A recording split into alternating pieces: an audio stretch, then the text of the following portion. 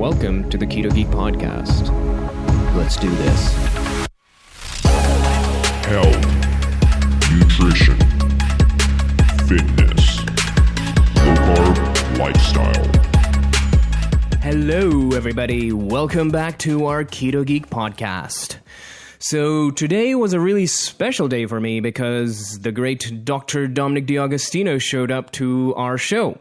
Why was it so special? Well, the main reason is that he is one of the people that inspired me to start Ketogeek in the first place.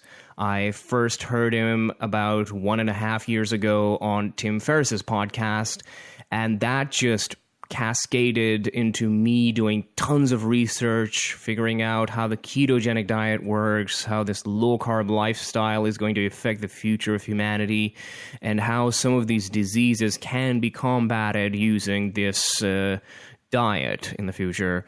So thank you, Dr. Dominic, and thanks to everybody who supported me throughout this journey.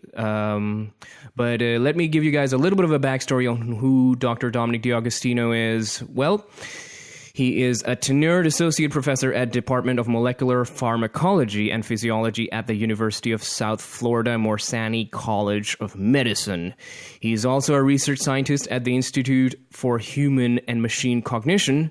His lab develops and tests nutritional strategies and metabolic-based supplements for neurological disorders, cancer, and performance. He was a crew member on NASA's Extreme Environment Mission Operations 22, or NEEMO 22, and has a personal interest in environmental medicine and methods to enhance safety and physiological resilience in extreme environments. His research is supported by the Office of Naval Research, Department of Defense, private organizations, and foundations.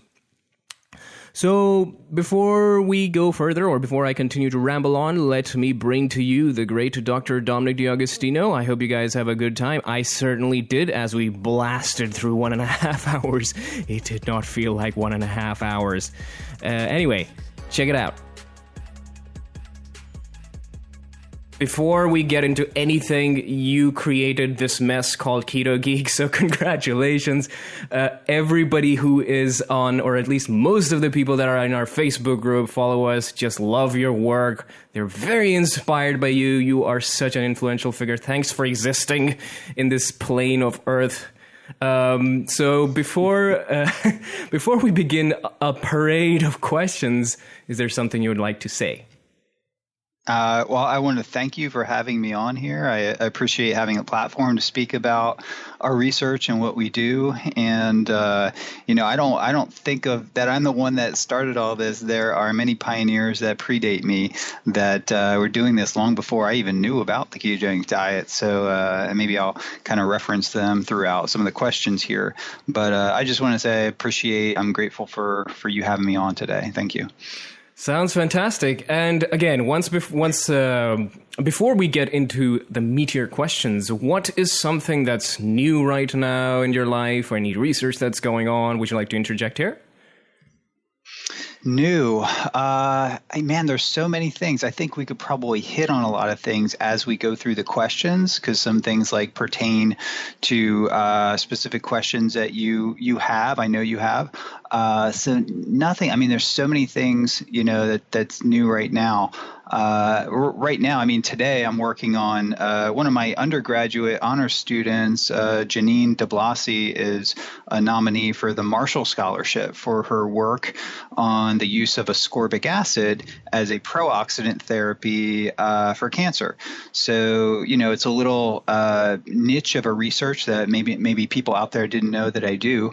But we are working with integrative doctors that are very excited about incorporating something like IV vitamin C into existing cancer therapy protocols. So Janine is an amazing student of mine, and today and over the week, I've been working with our honors program here to do the Marshall Scholarship, which is a very prestigious award. So I always like to give recognition to the people in the trenches actually doing the research. I feel like I get more credit than I deserve, because it's really my students and postdocs and research associates that are really driving the motor behind the engine here. So. That's fantastic. You guys are just leading the charge against so many of the issues that we are facing in this modern world. So let's start with your first project that is hyperbaric oxygen therapy. I was curious about the whole procedure, and I believe there's some research that has been going on as far as using it as an adjunct therapy against certain cancers.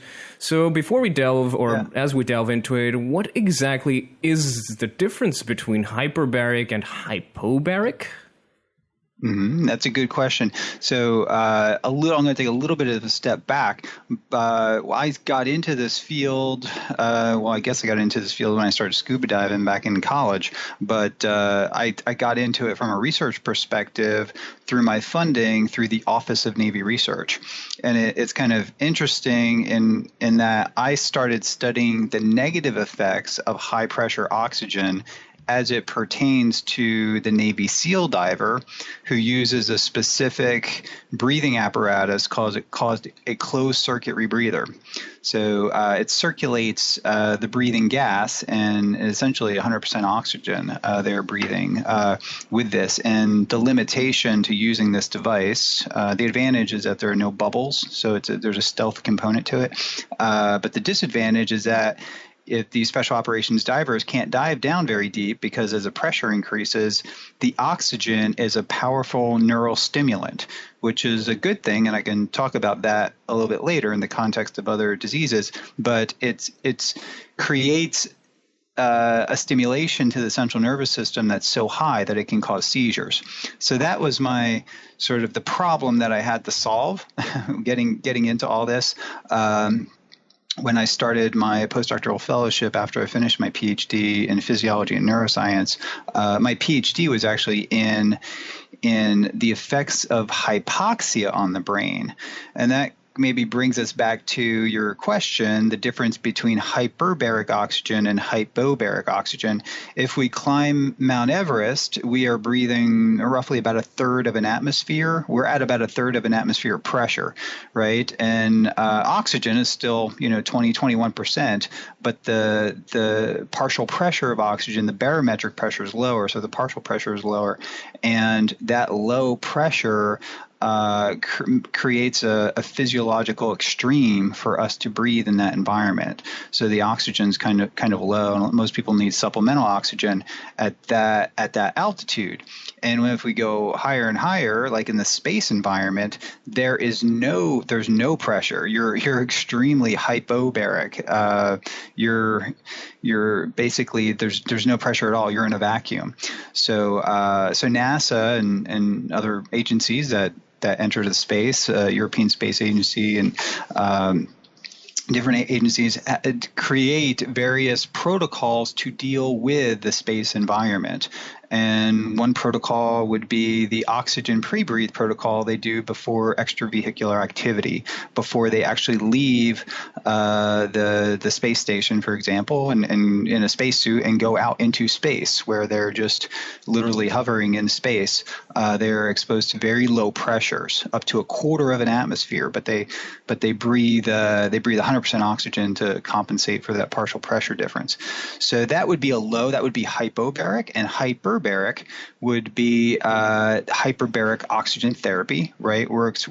If you're in your office right now near sea level, you're at 1 atmosphere of pressure. And if you were to go down 10 meters of seawater, you'd be at 2 atmospheres. Another 10 meters, you'd be at 3 atmospheres and whatnot. And if you were to go down, to 10 atmospheres of pressure, just breathing air, you would have some really bad problems. You'd have, if it was pure air, you would have nitrogen narcosis. And the air that we're breathing is mostly nitrogen. It's like 80% nitrogen. And nitrogen's inert gas, but if you're breathing it at high pressure, it becomes narcotic. You become drunk, essentially. So we study that, and we study, most of our focus is actually what happens when you breathe high oxygen in that environment. If you were If you were breathing 100% oxygen and went into a hyperbaric environment, say, 50 meters of seawater, you would have a seizure in about 5 minutes, approximately. So what we do is we develop various technologies to understand physiologically and from a neurological perspective why these seizures occur, and so why they occur, also how to predict them when they're about to occur, before they occur, and also how to prevent them. So that was like my introduction. I studied low oxygen or hypobaric environments for my PhD, and then I studied the consequences of high pressure oxygen or hyperbaric environment for my postdoctoral research, and throughout my work as a professor here at University of South Florida. So, and that work has primarily been funded by the Office of Naval Research. And in the process of studying these things, creating various technologies, for example, a microscope inside a hyperbaric chamber, or technologies inside a hypobaric chamber, we understand the cellular, molecular, and physiological effects of these extreme environments.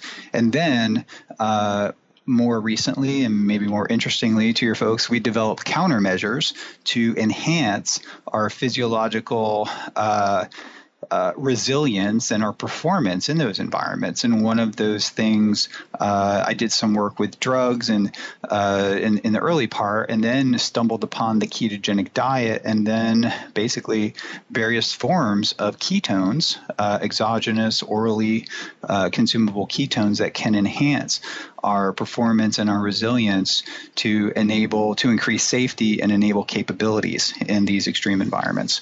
So that's a lot of what I do. And as it pertains to hyperbaric oxygen therapy, most people may not be familiar with, there's actually 14 different FDA-approved applications for hyperbaric oxygen therapy. And that can include things like decompression sickness.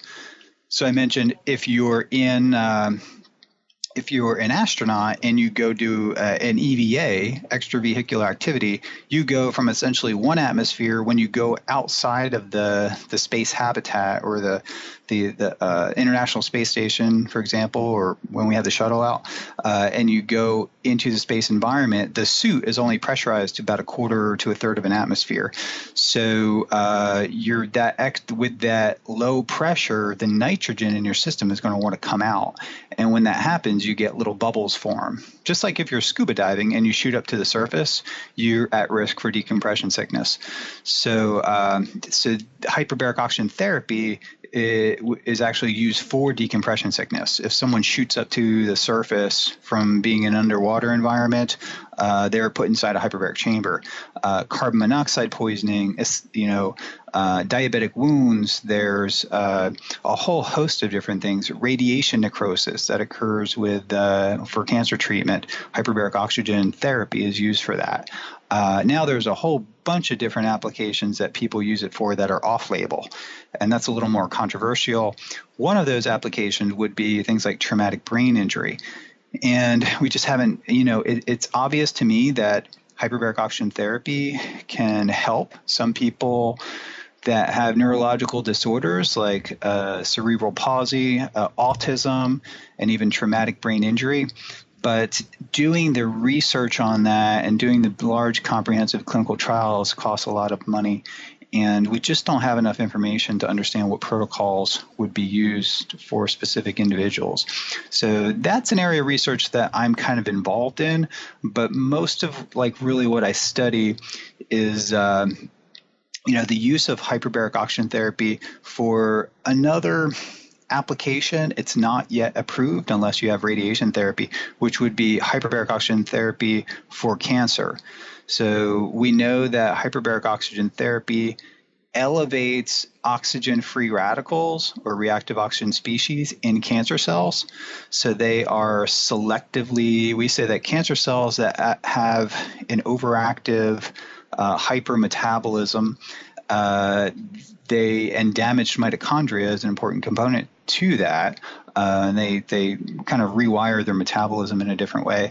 And because their mitochondria are damaged, increasing the partial pressure of oxygen at the level of the mitochondria generates more superoxide anion, which is an oxygen-free radical. And cancer cells actually use oxygen-free radicals for their growth and proliferation, but because their rates of ROS production are so high, we can exploit that by increasing the substrate for the ROS, which is molecular oxygen, at the level of the mitochondria, and you overproduce oxygen-free radicals, and that can overwhelm the endogenous antioxidant capacity of the cell and trigger things like programmed cell death, apoptosis, in cancer cells. So now this oxidative stress also occurs in healthy cells, but because the mitochondria are normal in healthy cells, they proportionally do not produce as much oxygen-free radicals. But cancer cells, I saw this early in my experiments with various cell lines, including U87 glioblastoma cell lines, that they produce proportionally more oxygen-free radicals when compared to things like hippocampal neurons or primary dissociated cortex neurons. So this was a really interesting observation to me, and no one had observed it before, probably because no one has a microscope inside a hyperbaric chamber.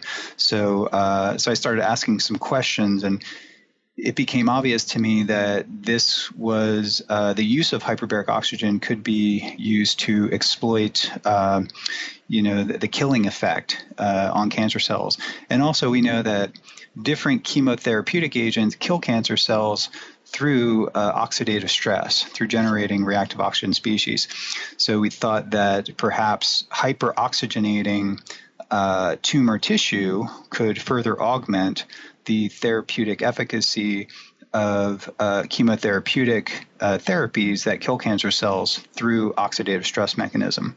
And in addition to chemo, obviously, radiation therapy would be under that category.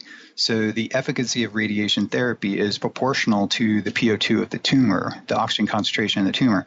So the higher the oxygen level of the tumor, when that tumor, the cancer cells are hit with radiation that generates more oxygen-free radicals, which are actually the things that cause the cancer cells to die. So when tissue is bombarded with radiation, two things sort of happen to kill the cells. One is the direct effect of radiation on the DNA, and you create these double-strand nicks, which can, destabilize the nuclear genome and trigger cell death. The other, about 80% of the damage, and this was not known a few decades ago, but about 80% of the damage is thought of radiation is actually due to the generation of reactive oxygen species. So if the reactive oxygen species are already high, and if we have reverse tumor hypoxia and saturated the tumors with oxygen, then that radiation becomes much more you have sensitized that tissue to radiation. It is very vulnerable to the effects of radiation. So that sort of underlies a lot of the, and this was all new to me. And when I observed these effects, I kind of connected with the top, cancer biologists, the radiation biologists at the Moffitt Cancer Center, and other people, and started asking these questions. So it became apparent to me that we could use hyperbaric oxygen for this application. And I also became interested in the ketogenic diet too, because the ketogenic diet limits it alters a metabolism in a way that decreases the endogenous antioxidant capacity of the cancer cells. So hyperbaric oxygen would be increasing oxidative stress, and it became more apparent to me the biochemistry was such that we could change the metabolism to even impair the antioxidant status of the cancer cells at the same time, and just as I was learning all this, I had a student enter the lab, one of my first PhD students, and her name was Angela Poff, and she's now Dr. Angela Poff, and she embraced this idea and made it her own and really spearheaded a lot of the research behind this. And her PhD dissertation experiment was testing the effects of hyperbaric oxygen therapy and nutritional ketosis with a ketogenic diet and with ketone supplementation for cancer in an animal model of cancer. So that's a little history there. And the hyperbaric oxygen experiments that I was doing initially was for the Office of Naval Research, and then that gradually transformed into a little pet project, I call it, that wasn't yet funded, that was embraced by my PhD student. And then as we moved along, we were able to get some funding from a little bit of funding here and there to complete the all the experiments to get a number of peer-reviewed publications out of testing this hypothesis. Got it. So how do you guys deduce what kind of pressure level there needs to be, what kind of ketogenic diet you're using here? How do you figure that out? Yeah, that's a good question. And it really, one of the conferences that I recently went to, that was a big question thrown up, and they had like mini symposiums kind of or breakout sessions just on that topic. Like, how do we determine what pressure is optimal? How do we know what frequency is optimal? So I actually chose something that was a conventional pressure on the high end of normal. So I chose 2.5 atmospheres of oxygen. But instead of using it like Monday through Friday or 5 days a week, which was the protocol used for wound healing, there was some work that was done in Europe suggesting that if it was done Monday, Wednesday, Friday, with sort of a recovery day in the middle for some adaptive changes to happen, at least to the healthy tissue, I could, instead of doing 1.5 atmospheres or 2 atmospheres, I thought about giving a bigger pulse dose of 2.5 atmospheres every other day, or just Monday, Wednesday, Friday. And, I kind of settled. It was a sort of some theory that was in my head, but also some of the preclinical animal model suggested to do that.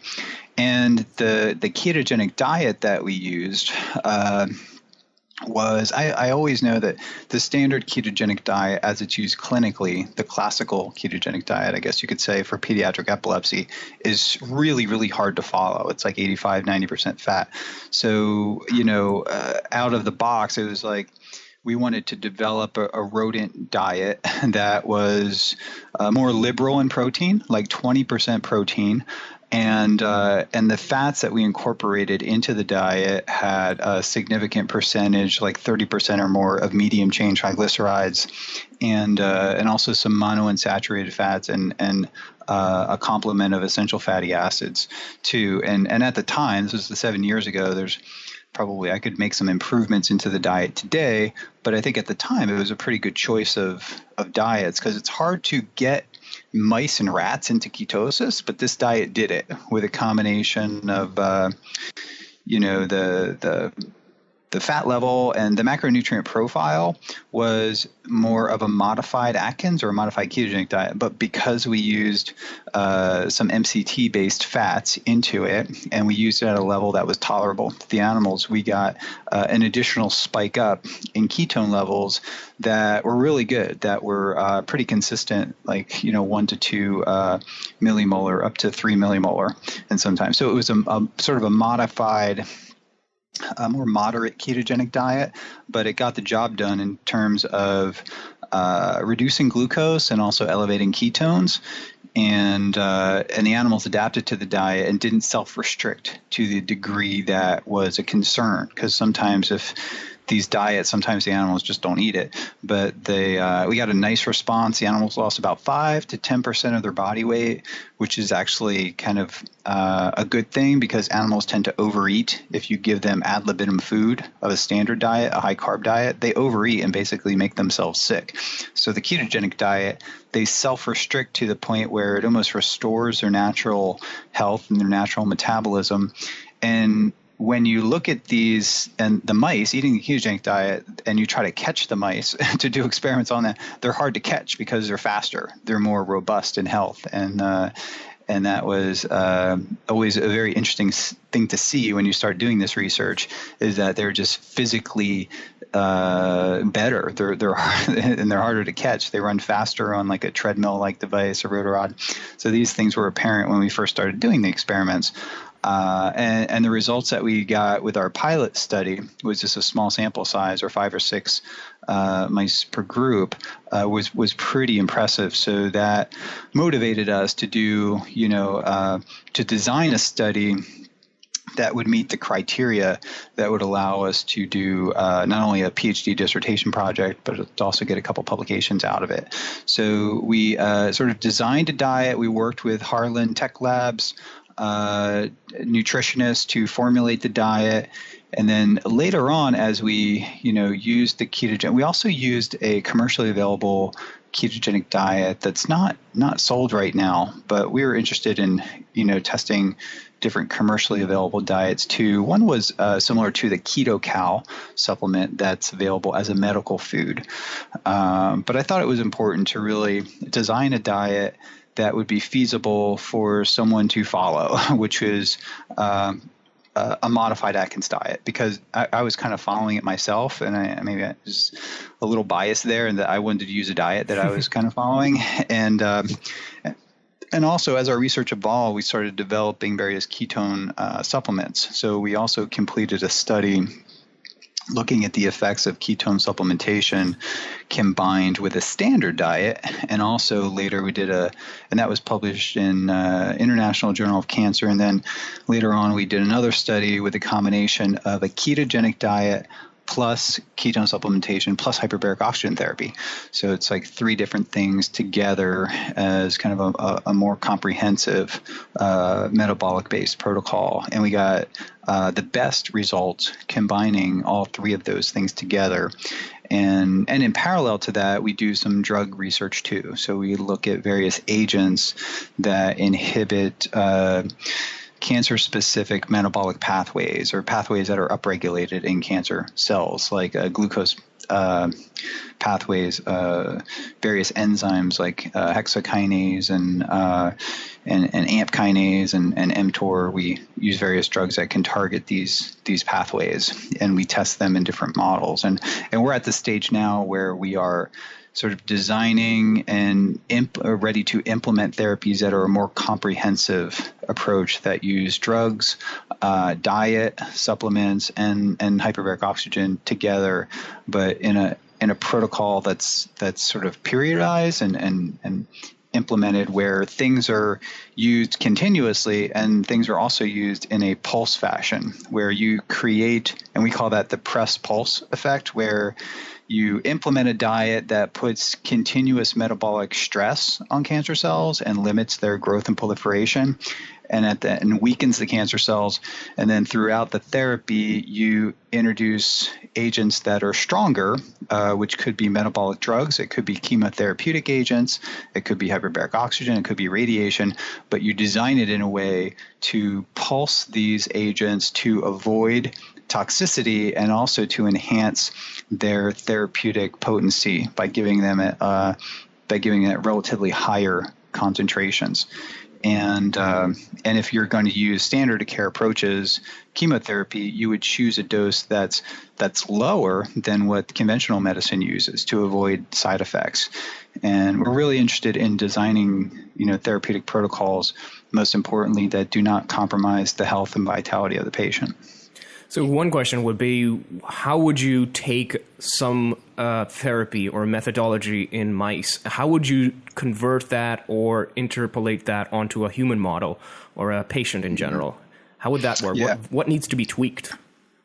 Yeah, that's a good question. Most importantly, so I like to preface this by saying animal models are they're very informative, but they're often not very predictive. And we've seen that especially in the cancer model. Interestingly, when it comes to seizures, The drugs that have anti-seizure effects in rodent models work very similar in humans, so they're much better. But with cancer models, and this has plagued the entire cancer research, and there's symposiums about this and breakout sessions about this at the conferences. The most important thing to do to validate any kind of therapy in an animal model is to test it in numerous models, right? And even with the background strain of mice or rats.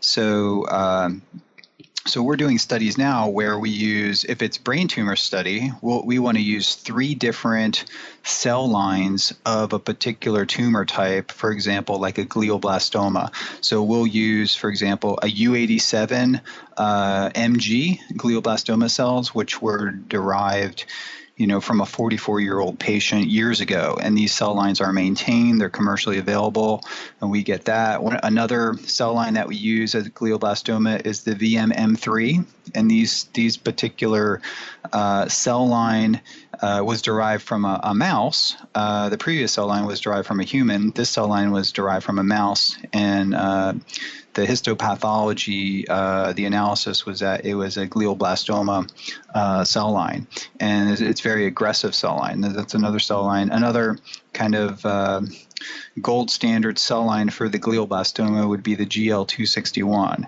So, we're starting studies using that too. So we want to use, and this is all for a specific tumor type, a brain tumor, a glioblastoma. So we'll use multiple cell lines for a particular tumor type, and then assess the efficacy, the therapeutic efficacy, and the ability of that therapy to extend survival in multiple different cell lines that are implanted into the animal over time, and we can track that.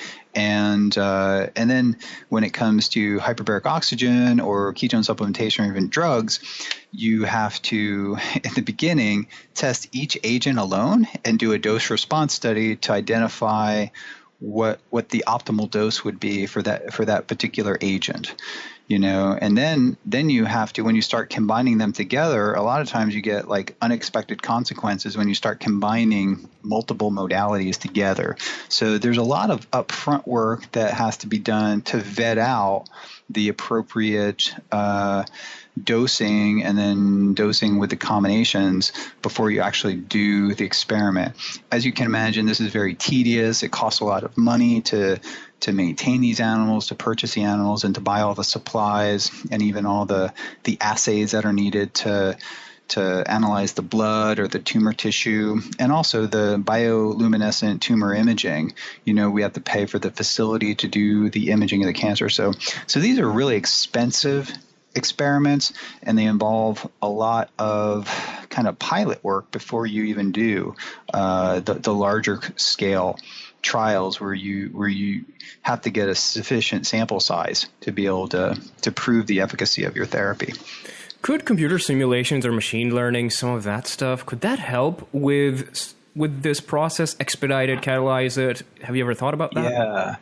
Yeah. Well, there at the Moffitt Cancer Center next to us, there's one lab that's all they do. They're just computer science. They're mathematicians. So they're all skilled in advanced mathematics, and they plug in different variables into really complex algorithms to predict how various modalities would impact the growth and survival of different types of tumor cell lines. And so that's, we work with them or communicate with them in some capacity, but there's still a lot of things that these models don't yet predict. The best we can do is kind of go to previous literature and see what was done already, and we take that knowledge and incorporate that into what we're doing. So we don't want to reinvent the wheel necessarily, but we want to design the experiment in a way that ensures the greatest success. And the design of our experiment and our animal protocol needs to be approved by the Institute for Animal Care and Use Committee, or the IACUC committee. And the IACUC committee's role is to evaluate your almost like an IRB, an Institutional Review Board for Human Studies, an IACUC committee is for animals, and they evaluate the use of the animals that you're about to use to ensure that you have statistical power to show that you can prove what you want to prove with the number of animals. But it's all about refining and reducing the amount of animals by using things like what you mentioned. Can some of this work? So before we go and jump into an animal model, what we're doing now is doing a lot of in vitro cell assays, right? So we have these cells in culture, and we subject them to graded levels of, say, ketones or graded levels of particular metabolic anti-cancer drug, and we figure out, if it works for one thing, and at what dosage they work, and then we kind of extrapolate that into the protocol for the in vivo studies, which would be the whole animal studies. So a lot of work. This is a good question. A lot of work, and then you can have various machine learning, various algorithms. But I think the cancer field as a whole are at the infant stages of that. But that may be the future. And it's interesting that you touched on that, because I do think that in some way that is the future. And maybe we can do that if we understand the genetics and the biochemistry and the metabolomic profile of a particular person's cancer. Then we can create using various algorithms and experimental models, we can design a personalized program for that patient. Yes, and that's one of the things that intrigues me as well, is could you potentially look at the genetics and look at how it expresses all the DNA or any of those stuff expresses itself, and could we tailor something that is customized? Maybe we can tweak some switches here and there. See, I'm sounding like a crazy fool person, but what do you think that's a viable way to look at it? Yeah, I do think it's a very viable way. We know that cancer does have the ability to adapt in some. So it's a little tricky, because if you take a glioblastoma, for example, the genetic signature of that tumor is different from the next person's tumor. Not only the individual tumor, but the cells within that tumor.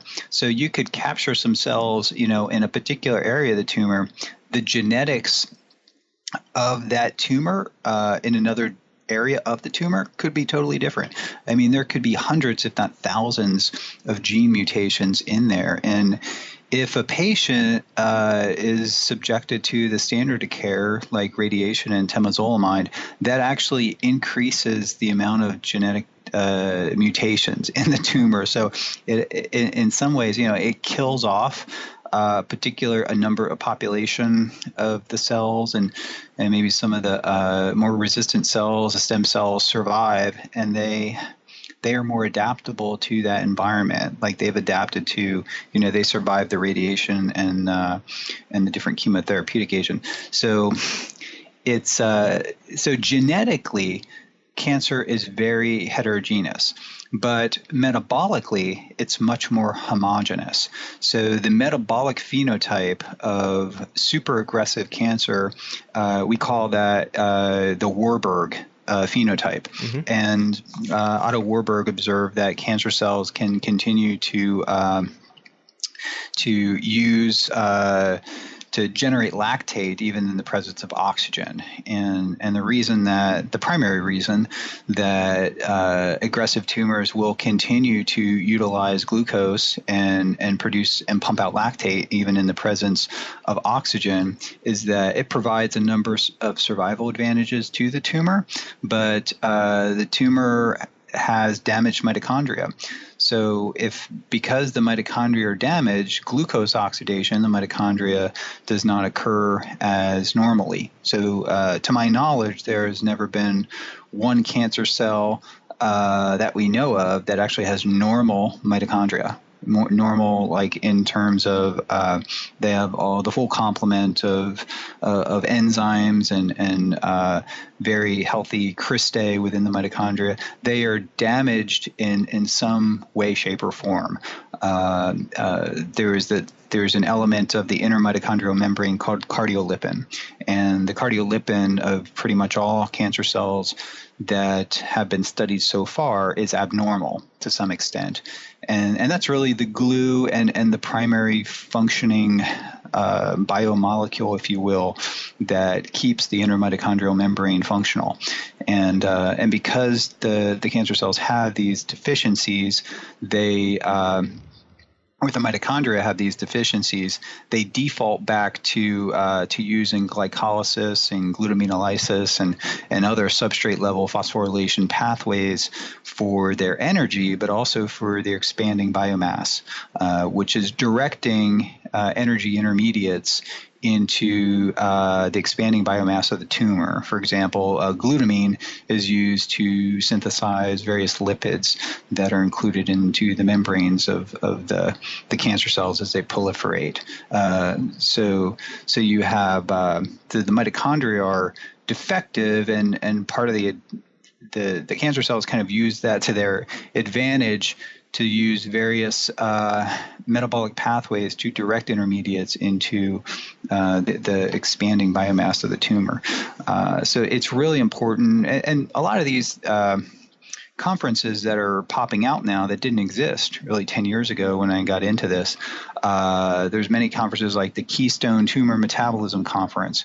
There's about a half dozen different conferences now that didn't exist, and these conferences are focused on tumor metabolism and cancer metabolism and targeting cancer metabolism. So these are the conferences that my lab attends and they present at, and it's very complicated. It's especially the genetics is extremely complicated, and the research really has not panned out. The Human Cancer Genome Project has not really given us viable strategies to target cancer as a therapy.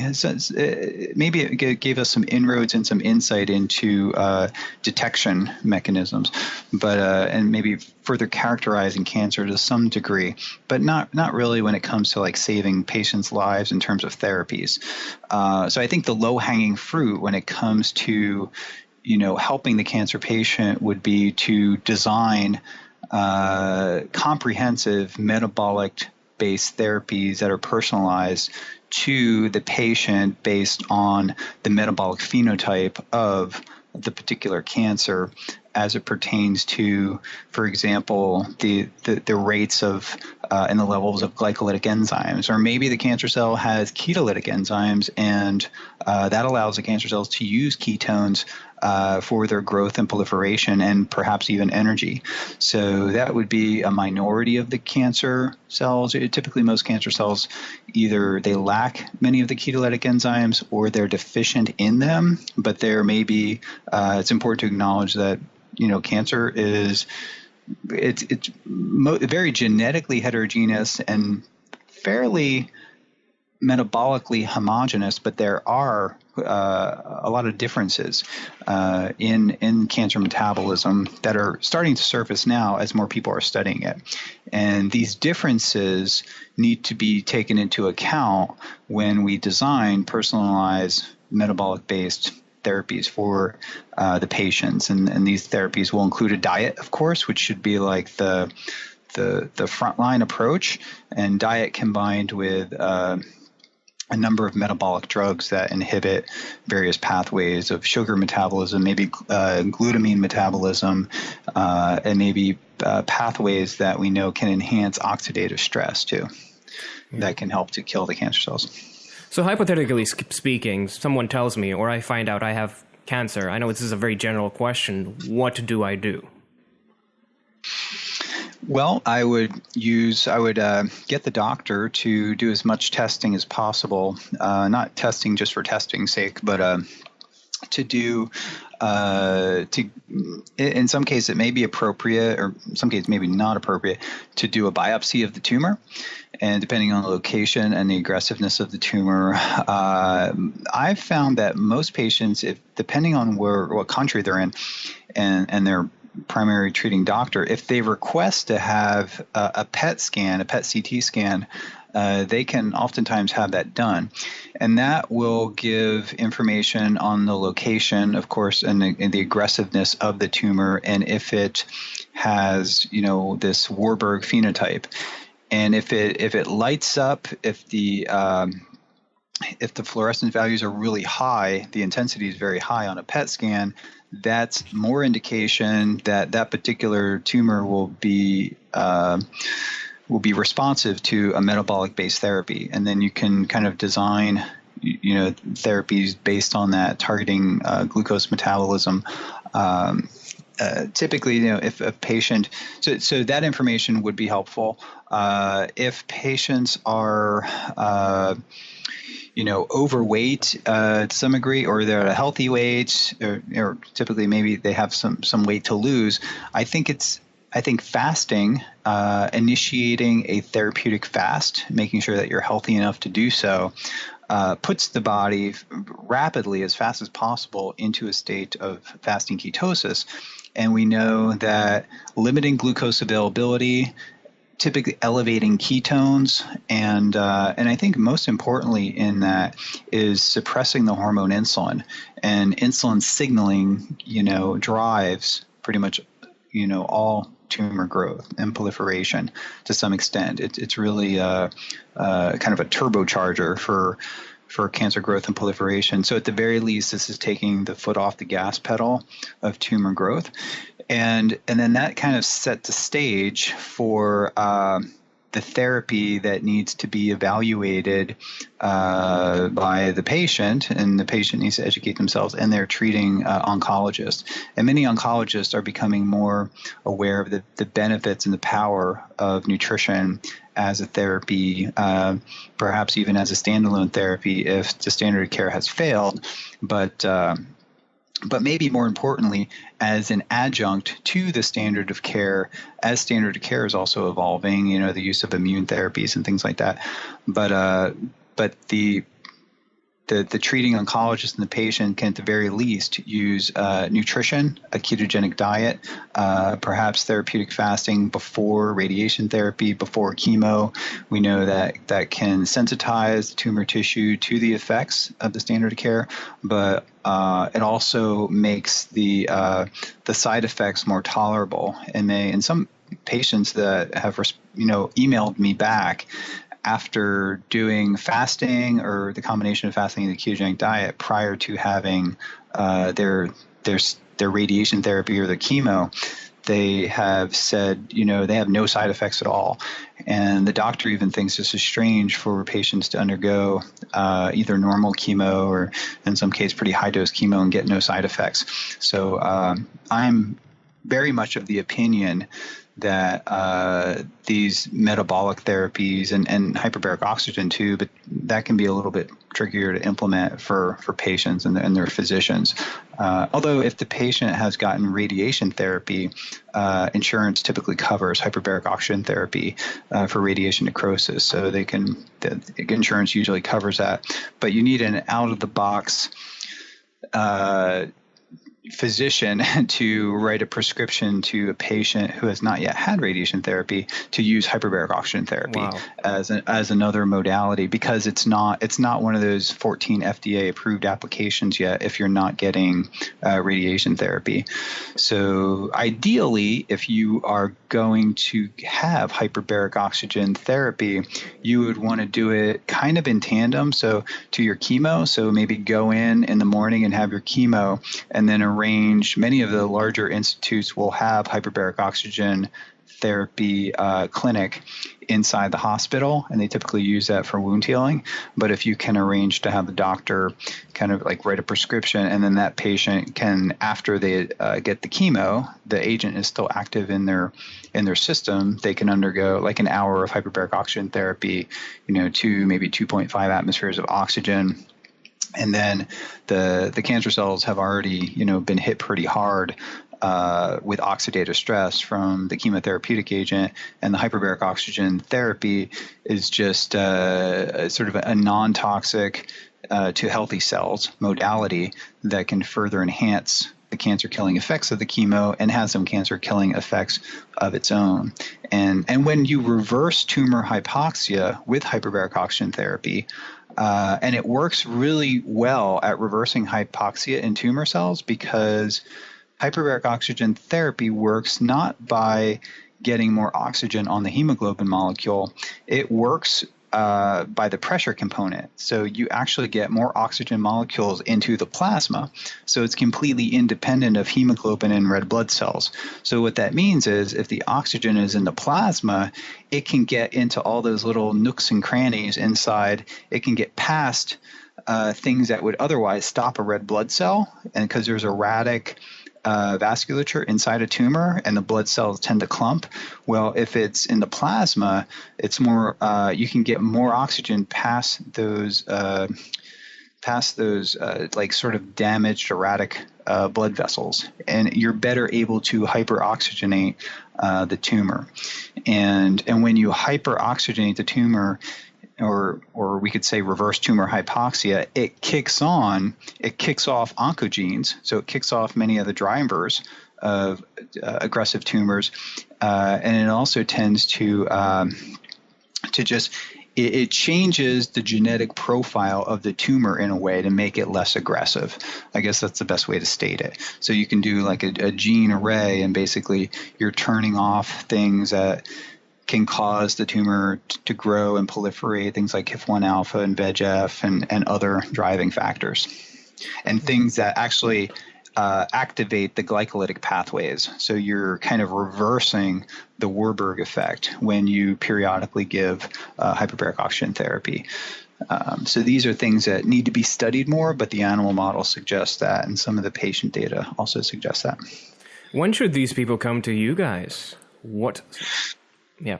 Well, I do get quite a lot of emails, and far too many. Sadly, I can only respond maybe to 5% of my emails, but I get thousands of emails a day, and that's even after the spam filter. I create the ketonutrition.org website to build resources for patients that are seeking information. But we are working very actively to translate our preclinical animal model experiments into human clinical trials. And the best way to do that is through a National Institutes of Health or National Cancer Institute, NIH, NCI grant. That's a large grant, like what we call an R01 grant or a P01 grant. So we are working with top tier oncology teams and institutions to write these very large scale clinical trials that would use the approaches that I'm talking about, most importantly a dietary intervention with some form of supplementation, perhaps hyperbaric oxygen if it's allowed in that institution, to use these therapies first and foremost as an adjuvant to the standard of care. Because in some cases, like glioblastoma, the standard of care doesn't work, but it may work in the context if that patient is following a ketogenic diet, or I should say that it's not that they don't work, but they add a very marginal, very limited amount of lifespan to the patient, and whether or not they affect quality of life in a positive way is under negotiation right now. And I think it's individual for different patients. A lot of patients go downhill fast when they start standard of care, and that's really sad to see. So what we want to do is develop to work with oncology teams that are receptive to this and that want to work with us. And we've identified quite a few now, especially now that people like tumor metabolism is getting much more interest in mainstream cancer biology and oncology teams, and work with them and to ensure that the dietitians are in place at the oncology clinics and the resources are in place to help these patients implement nutritional ketosis and to check the biomarkers like the glucose ketone index, for example, to ensure that they are in fact in a state of therapeutic ketosis prior to throughout their therapy and prior to getting treatment with the standard of care. So we are actively working, with them. But most important from my perspective is to do it in a scientific way, where we do it through large government grants through the National Institutes of Health and National Cancer Institute to ensure that top tier investigators are conducting this research, that have experience with patients, with basic science and with patients, and that these ideas are also vetted out through the top of the chain of science, through National Institutes of Health study section committees who help us. Typically protocols don't get accepted when you submit it. Grants don't get accepted, so they give you feedback, and then you come back and kind of revise the protocol accordingly to make sure that it's optimized from their perspective.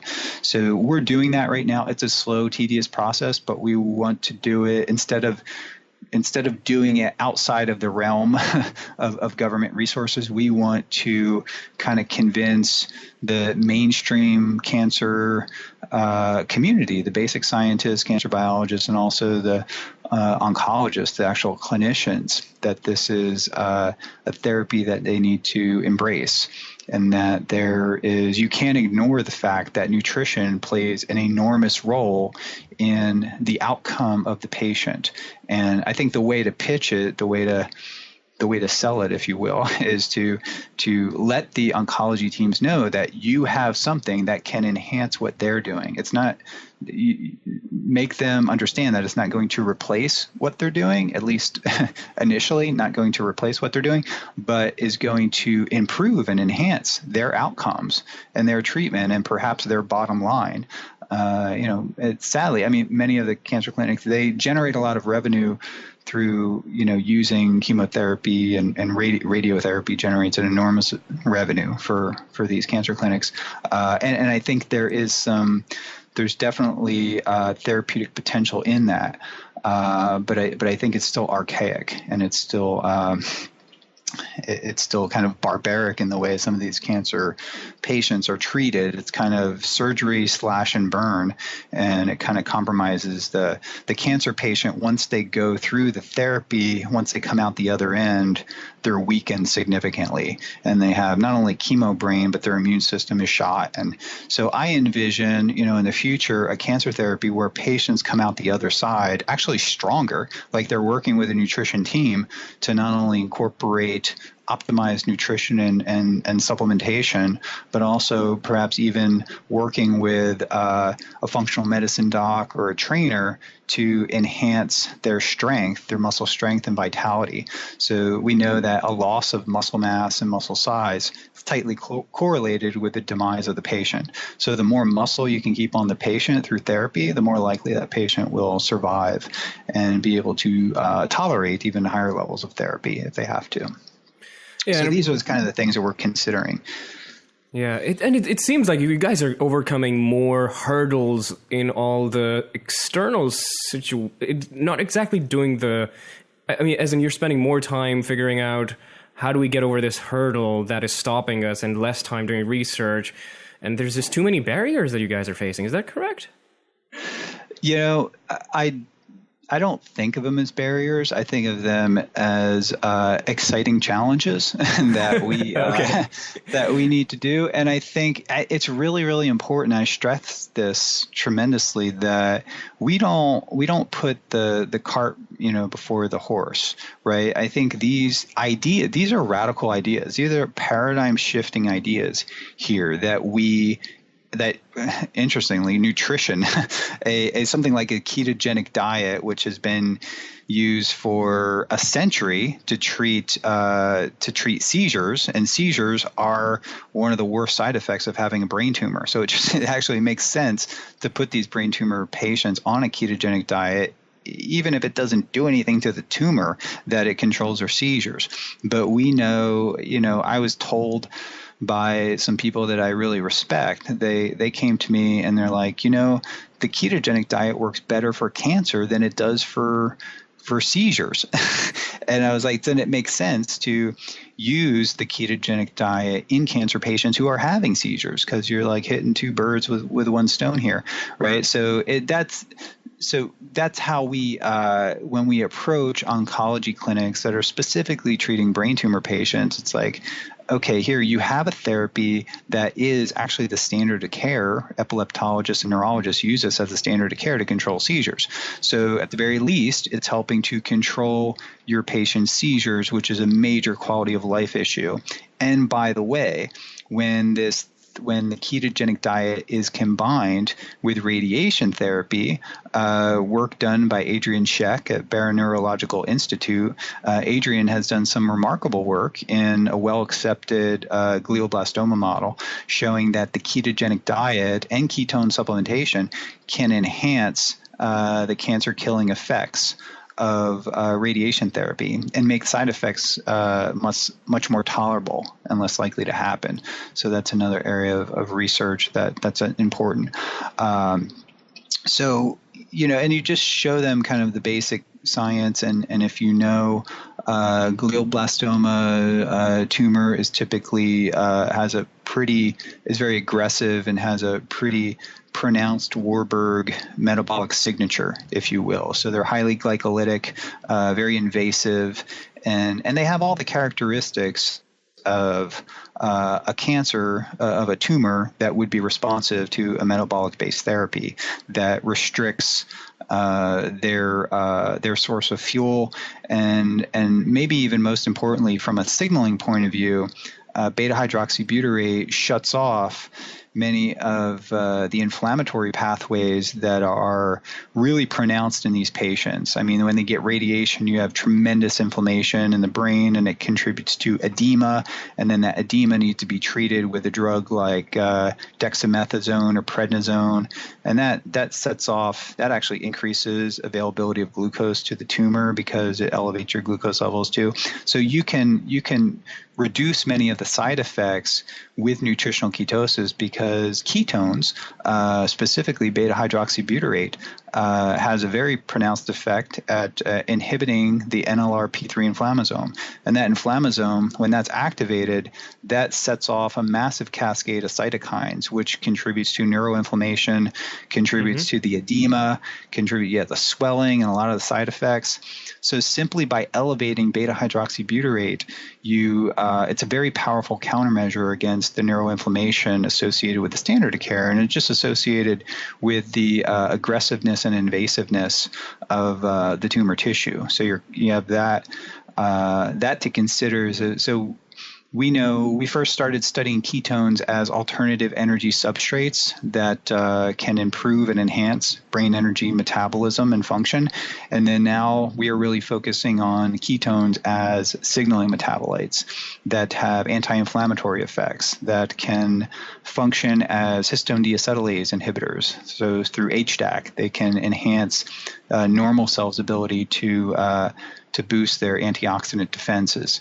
And all these things are important for the cancer patient undergoing chemotherapy and radiation. And interestingly, as Adrian Scheck has shown in her research, not only do they enhance the are they neuroprotective for normal healthy cells, they sensitize the cancer cells to the actual therapy. So they make the cancer cells more vulnerable to the therapy that you're using. And that's an important point to point out. So from my perspective, perhaps it's a biased perspective, but the basic science, the animal model work, just looking at the basic theory of cancer metabolism and how cancer cells grow and proliferate, it makes sense that we should use an approach that can alter that metabolic profile of the patient. So, and the ketogenic diet is very powerful because it's not just the diet, it actually changes the metabolic physiology of the patient. And that, correspondingly changes many different signaling pathways, just simply lowering inflammation in the body, and especially in the brain, can have major impact on the patient's quality of life, outcome, and suppression of tumor growth in that patient. Got it. And this is just because of the elevated level of ketones in the blood, or how do you deduce that this is going on, this whole effect, this cascade? Well, what we do, we're doing research to do comprehensive cytokine profiles, where we look at 50 or 60 different cytokines in the blood and in the brain tissue. That's a big aspect of the dissertation project of my students and their in our lab, really. But yeah, so you can kind of figure that if you are doing nutritional ketosis, you are not only limiting glucose, which has a pro-inflammatory effect, but you are elevating ketones, which have an anti-inflammatory effect, and you are suppressing the hormone insulin. So if you reduce insulin spikes and if you reduce insulin overall, you are knocking down many of the primary drivers for cancer growth, proliferation, and also inflammation. So, and that's just a very superficial surface view, but I think any cancer biologist will agree that, lowering glucose, elevating ketones, that may be a little bit more questionable in their mind, but reducing spikes in insulin and reducing factors that kind of can influence inflammation, like C-reactive protein goes down remarkably with nutritional ketosis, and other inflammatory mediators like there's a whole host of them that we study in the lab here, but there's a number of things that shift remarkably well. The inflammasome is something that we're interested in studying more. And that work was initially done in the lab of Dr. Deep Dixit at Yale University. So we simply supplied him an exogenous ketone, and he discovered that it was a powerful suppressor of inflammation, independent of energy metabolism, so independent of the TCA cycle. And importantly, things like IL-1 beta are suppressed, or I should say, are prevented from being activated and elevated in response to even a mild elevation of beta-hydroxybutyrate. So that would have really big consequences to the brain tumor patient that just has, localized inflammation in the area of the tumor. It's changing, altering the microenvironment of the tumor to make it more aggressive too.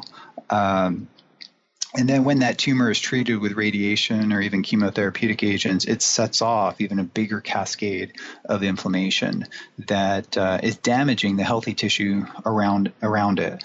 So we think we can mitigate a lot of the collateral damage that occurs from the standard of care. And I think that's really important, that we don't want to come in there and say, don't do the standard of care, do some radical metabolic-based therapy where it's diet and supplementation and these metabolic drugs, which they might not be familiar with. Although things like 2-deoxyglucose and dichloroacetate DCA are in phase 2 and maybe phase 3 clinical trials for glioblastoma, they synergize quite well with the metabolic-based approaches that we're talking about. So that's a radical approach. So when it comes to translating this and extrapolating this work into human clinical trials, you got to take it one step at a time.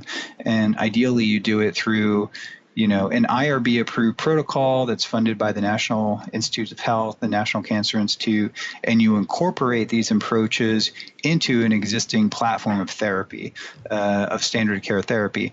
And you do it in a patient population that would be most receptive to these approaches. And you just hope that the oncology team and the institute provide the resources, which means provide nutritional counseling and provide kind of follow-up for the patients to ensure that they stay in nutritional ketosis and they're actually following the diet in a way that puts them into therapeutic ketosis, which means that their glucose ketone index, which is kind of a nifty little kind of biomarker that you could use. Dr. Thomas Seyfried and his student kind of developed this simple ratio of glucose over ketones in millimolar. And if that ratio is, or if that number is 1 to 2, maybe even up to 3 or 4, you know that you're in the therapeutic zone. A typical person would be like 25 or 30 or something like that, ratio of glucose ketone index. And your listeners out there can just kind of Google glucose ketone index, and it'll come up to a paper that is actually open access in nutrition and metabolism, and download that for free and just read about the glucose ketone index. And that's something, for example, that we'll use to ensure that the patients are in a state of therapeutic ketosis, that they can just take two simple numbers, blood glucose and blood ketones, and come up with a number, a single number. And that number can be reported every day, ideally, or maybe even once or twice a week, to ensure the oncology team that the patient was in a state of therapeutic ketosis as they go through their therapies. Yeah, and as we're burning away time like crazy, let's get into another topic that I wanted to converse with you on. You're pretty good, by the way. So I like to talk about this stuff. I'm loving this. I'm geeking out on this. I swear we could do a 10-hour podcast and I could listen to it. The NEEMO project, I'm curious, what do you guys get out of that? Is there any results by now? Yeah. We got, in a very compressed time frame of only 10 days underwater, we got, and we did an enormous amount of research in a very compressed time frame. But I should add that it took like about 4 or 5 months to prepare for that 10 days underwater. And, I got selected maybe in January or February for this June mission. So the NASA, just take a step back, the NASA NEEMO 22 mission, it stands for NASA Extreme Environment Mission Operation. And we were number 22 of the missions, right? And it's a NASA space analog mission, and with the major goal to really understand the extreme environments, for one thing, but it has many simulations. It simulates what astronauts are experiencing in space in many different ways, right? So when you're underwater, so we live in a habitat in a dry environment, but we're underwater. And unlike a submarine, which stays at 1 atmosphere when it's underwater, our habitat stayed at the pressure of that depth underwater. So we stayed at about 3 atmospheres underwater, which is, we were living in saturation, which means our body was saturated with those gases. And if we were to leave the habitat and swim up to the surface, we would die pretty quick of decompression sickness. So your blood would look like taking a top off of a soda bottle, right? And all the bubbles would form, and that would be a very painful, slow death. So it's an isolated environment. Communication is very limited. Some of the work that we did in the NASA NEEMO mission was on like a 10-minute or 15-minute time delay. And we did a time delay that would actually simulate on the lunar surface on the moon. And we did a time delay, kind of most importantly for this, was for a Mars mission, which becomes very tricky when you're communicating with mission control. And our mission control was a couple miles back on land, right? And when you're trying to do something that's incredibly complex, but there's like a 10 or 15 minute delay, and it involves, we had an amazing commander of our mission. Shel Lindgren was our commander. He's been on the space station several times, one of NASA's top astronauts. These astronauts from the European Space Agency and from NASA, they can multitask. They're super smart.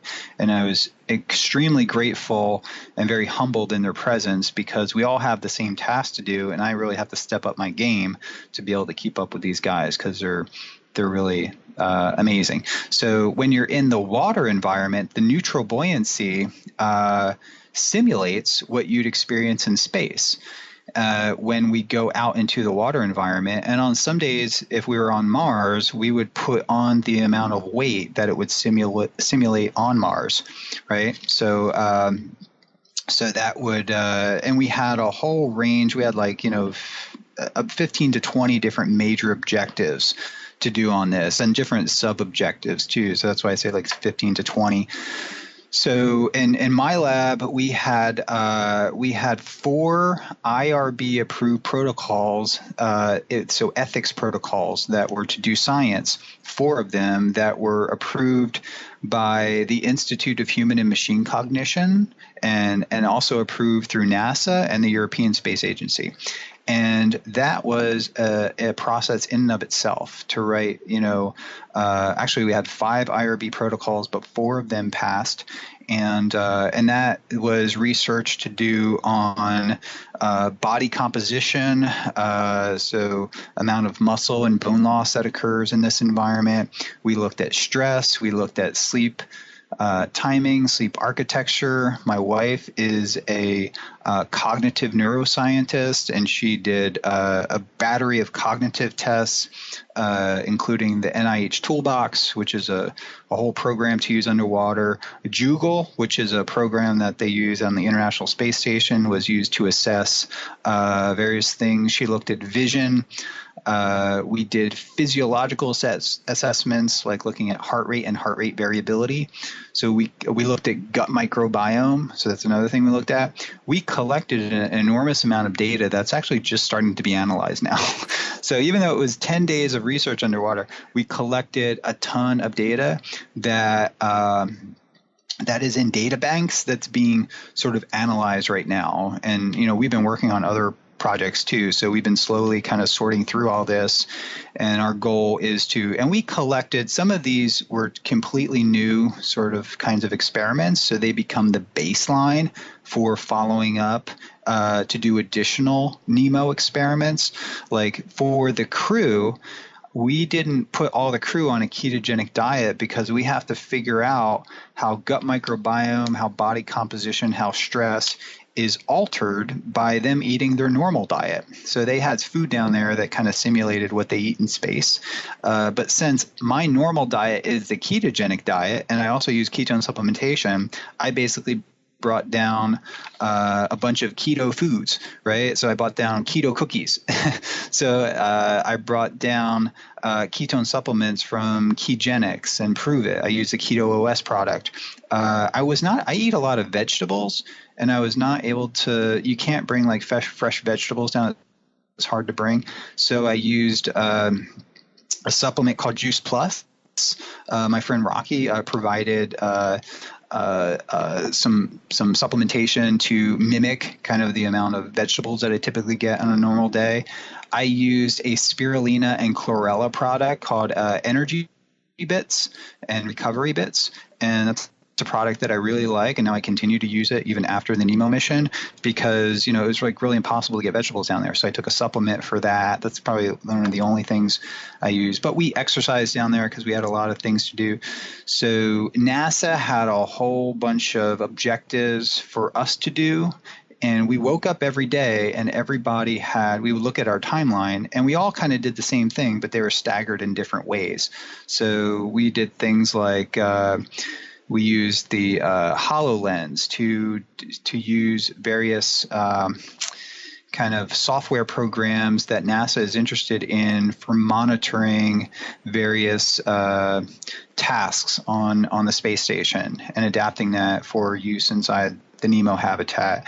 When we did outside missions, when we did our EVAs, we did stuff for the coral reef project. So we would go out to the coral reefs and we would take samples and put these coral reef samples on cards, and those cards would go on various trees, and we would create different nurseries to help proliferate various species of coral.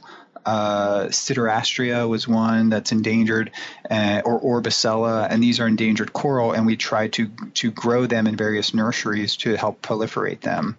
The European Space Agency had an apparatus that was specifically for picking up an incapacitated astronaut that would be on the surface of Mars or the lunar surface.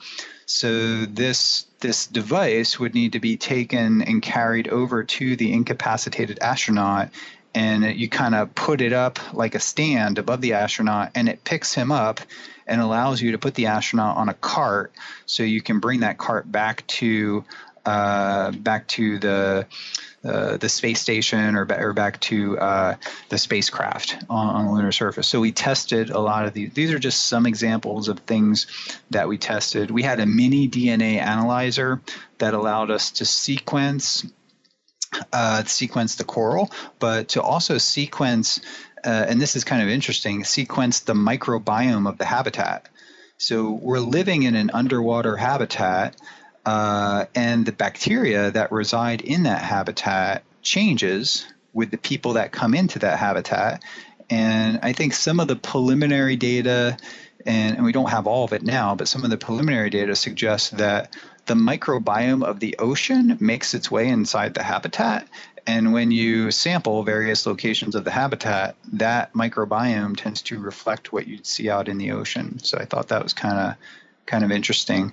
But I'm really interested into delving into all the sleep data and the heart rate variability data and the stress data, because our lab, as it pertains to military sort of research projects, that stress data is kind of interesting to me, especially in regards to what my natural stress levels would be on this kind of diet, and how that stress level changes in response to being task loaded, and how that compares to the astronauts. The astronauts are kind of already mentally and psychologically adapted or preconditioned, I would say, to being under stress. So I did get my cortisol results back, and I had the highest cortisol I've ever seen. It was actually still within normal range, but my cortisol was typically low.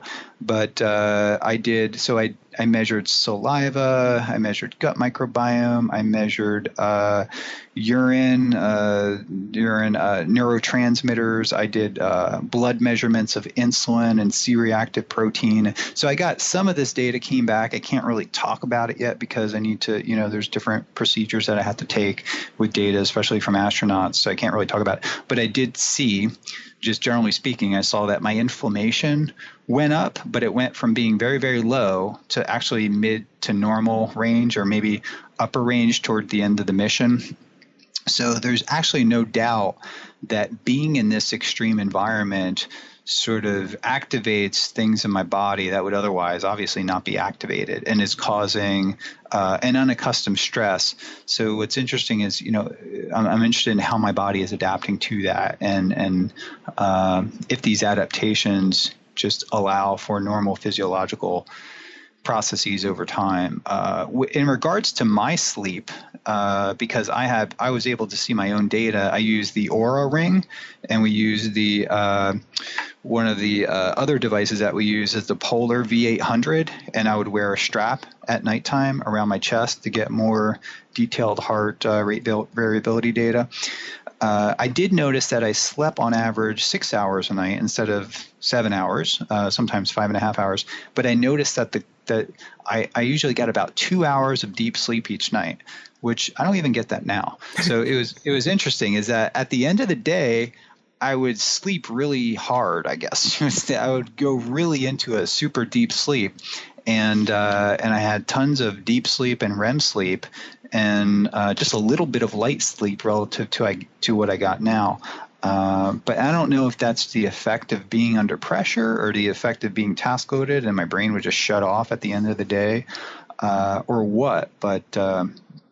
But I can tell you, when I woke up at night, one of the software programs that we were testing as part of our mission was called Playbook. And when you wake up, you basically look at your playbook and what you have to do. And each person has, and there's a red line that moves in a horizontal fashion. And in front of that red line is all the tasks that you have to do from morning till night. And then you have your name and then the person's name under you, because you could see what they're doing while you're doing. And if you become behind in that red line as it moves across chronologically, across from left to right, if you become behind in your task, you screw the task up for the next guy. And they use this on the space station too. It's called Playbook. I thought I could get this software program for the lab, and it would really motivate myself. They don't need motivation, but man, I tell you, if there's any kind of software program out there, if there's like business people out there that want to get the most out of their team, look up the software program Playbook, and it basically you extract, you work efficiently. When you see that red line, it really motivates you to get your work done, because if you go behind, you're not only screwing up yourself, you're screwing up the whole team. And there's a certain, mental obligation and a certain level of stress too. I could tell my stress levels got really high in the beginning, but I learned to kind of if something was not working out and I realized I was not going to finish my task, when I was using the mini DNA analyzer, which is an awesome machine, but the first one that we brought down for reasons I don't know, it just malfunctioned, so we had to get another one sent down, and maybe it was a pressure component. But I realized when I was doing my DNA analysis in the habitat, there's 58 pages of protocol that you have to follow from the sample collection to getting your DNA analysis. So it's very, very mentally demanding. And I realized that I was running behind time, and this was like one of my first tasks I had to do, and I became extremely stressed. And I realized, and I want to go analyze my stress during that like 4 or 6 hours of work that I was doing on the mini analyzer. But you also realize it's like there's a point of diminishing returns. So you have to move on to something else if it's not working. Yeah. And that's what I really noticed in the astronauts, is that they have an immense ability to multitask. And if something was not working, if a piece of equipment broke or it was malfunctioning, they didn't get stressed out about it. They would just move on to something and be extremely efficient and get that done and get the other thing done, and then maybe build up some time and then come back and then finish the other thing. But they just knew how to do. It's like they just, from an operational perspective, and that's sort of the benefit of the NEEMO mission, is that, you have the neutral buoyancy, so it simulates space environment. You have complete isolation down there. Literally, if I injured something, it's not like I can come up to the surface and go to the hospital. Like, you're down there for something. Like, we were preparing the house for the hurricane that was coming through, and I put a drill bit right through my finger, right? And if that happened in that environment, I would be, well, luckily my commander was a medical doctor too. So a lot of times on these NASA missions, they take, these guys that not only have experience flying, jet aircrafts and fighter pilots, but they have guys that have deep understanding of physiology, of biomedical sciences, and usually have an MD behind their name, or very deep engineering expertise, so they can fix stuff when it goes broken, or get things to work, or fix the human body when it breaks, or even do a surgical procedure in that extreme environment, because there's no way that you can get a surgery team down that environment. So I was really impressed, and this was echoed by the people at NASA, that the NEEMO environment, which is the Aquarius habitat in the Atlantic, is the best space analog mission that NASA has. And I think it's really important to get, to continue funding this. So I'm really fortunate to have been on the mission, and I want to work to help secure future funding, so our lab can use that as an extreme environment to do experiments on in nutrition and nutritional ketosis, to continue our experiments down there. We collected a huge amount of data at baseline data, and we want to go back on future missions to assess how nutritional ketosis impacts, a dozen or more variables that we began our measurements on already. Yeah, and that's the thing, we need to move this wheel forward. Like the great quote is, what is that? One small step for man, one giant leap for mankind. We need people like yourself doing it. Yeah. So, by the way, I think we've burnt out our time quota, and I don't want to have you late to your next appointment. Wow. Yeah, that went fast. Yeah, we're bringing you back. You're not getting away. Yeah, let's do a follow-up. Yeah. I have a lot more I can talk about. I think, like I said, we could spend 10 hours doing this podcast, and I think we just barely scratched the surface on certain topics. So yeah, anything you want to plug here before you want to take off? Well, I just want to plug, I get a lot of emails, and sadly I can't respond, to all of them, but I have compiled a list of resources on my website, which is ketonutrition.org. And a lot of people ask me, what foods do you eat? What supplements do you eat? And is there a nutritionist I could work with, that's on there? So they are vetted out through me. There's a list of ketogenic diet savvy dietitians that are trained to do this kind of work. And so I would plug my website, ketonutrition.org. I think Virta Health is doing a tremendous benefit. Oh, yeah. A lot of people ask me, what is the low-hanging fruit in all this? And when we talk about, low carb or ketogenic nutrition or whatever, and I think type 2 diabetes is. So people ask me, what would you do if you had unlimited money? What would you do with it? And I was like, I would probably target obesity and especially type 2 diabetes, because that sets up people for these age-related chronic diseases about, getting these 10 years earlier than they should. And I think Virta Health is really spearheading a massive initiative to target type 2 diabetes with low-carb nutrition, with nutritional ketosis, essentially. So I think they're doing some amazing work. And our lab is very interested in doing what we call prevention studies. So feeding, various nutritional regimens, low-carb ketogenic diets, even ketone supplementation, to rats and animals, early in age, and letting them live their healthy, life in the cage, and actually giving them enriched environments, and running them on treadmills and exercising them, and seeing how these interventions, whether it be a drug like metformin or a ketone supplement or a specifically designed ketogenic diet, how that impacts their normal aging process, and looking at various, biomarkers of metabolic health and physiological biomarkers too, as they age, their muscle strength, their the amount of muscle that they have, their even bone density and things like that, their eyes and things like that. So we are, actively trying to seek, money to do that, and writing grants to do that too. So some of my kind of pet projects involve some of the longevity studies that we're starting up now. So that's sort of some things that I wanted to plug, and most importantly, my website, ketonutrition.org. And that's a work in progress, but we are adding to it pretty much every day and putting new information on there that I think will be important resources for your listeners. Yeah, and you have 500,000 things going on right now from what it sounds like. But yeah, if there's anything we can do later down the road, that would be fantastic. We're going to send you some of our products next week and see how that turns out. Cool. Very cool. Thank you. So I guess that's it. And thank you so much, Dr. Dom, for being on board with us. And thanks to everybody for listening. Thanks for having me, Fahad. I appreciate this platform to speak, and I know your listeners are very passionate about, the ketogenic diet and about what I do. So I just want to thank you. I'm very grateful for allowing me to be on, and I look forward to being on again. Thank you. Thank you for listening to this episode. If you enjoyed our podcast, you will really love our newsletter, where we share exclusive news, research content we are working on, discussions from our community, and so much more. All of this is available when you sign up for our newsletter. Oh, and you also get a 10% discount on all of our online store items.